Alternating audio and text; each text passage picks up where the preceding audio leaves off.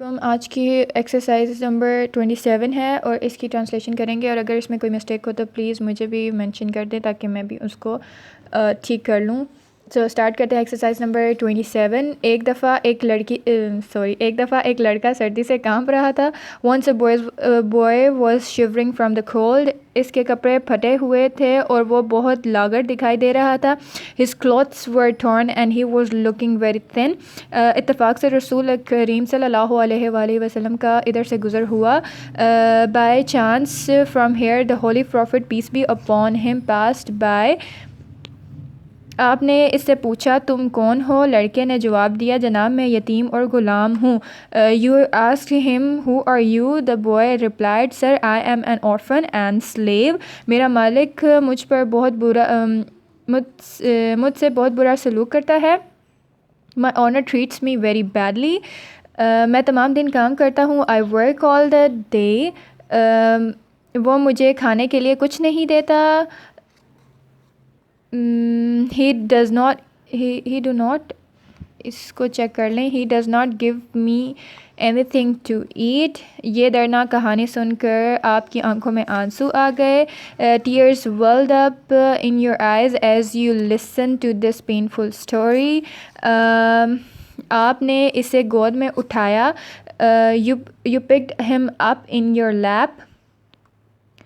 اور اپنے گھر لے گئے. And took him to your home. Took him to your home. یہاں پہ his نہیں آئے گا, your آئے گا. وہاں آپ نے اسے کھانا کھلایا. There you feed him. اور پہننے کے لیے کپڑے دیے. And gave clothes to wear. Exercise number 28 ہے. ایک بادشاہ شکار کے لیے جا رہا تھا. A king was going for hunting.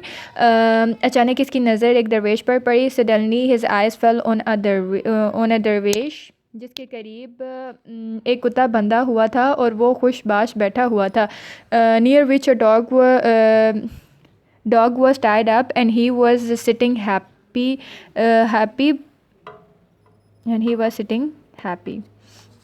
بادشاہ اس کے نزدیک جا کر ٹھہر گیا اور مذاق کے طور پر کہا, ارے میاں, اللہ کے دربار میں تیرا کتا بہتر یا تو خود. Okay. The king went to him and stopped and said by the way of joke,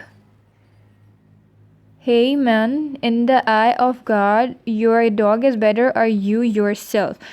درویش نے مؤدبانہ جواب دیا. The dervish replied respectfully, اگر ہم اپنے مالک حقیقی کا حکم مانیں تو کتے سے بہتر, ورنہ بدر جہاں بدتر. یہ مجھے تھوڑا سا اس کا اردو میں نہیں پڑھنا آ رہا. بدتر اچھا جی. If we obey our father, we are better than a dog. If we obey our God, مالک حقیقی, یہاں پہ God آئے گا.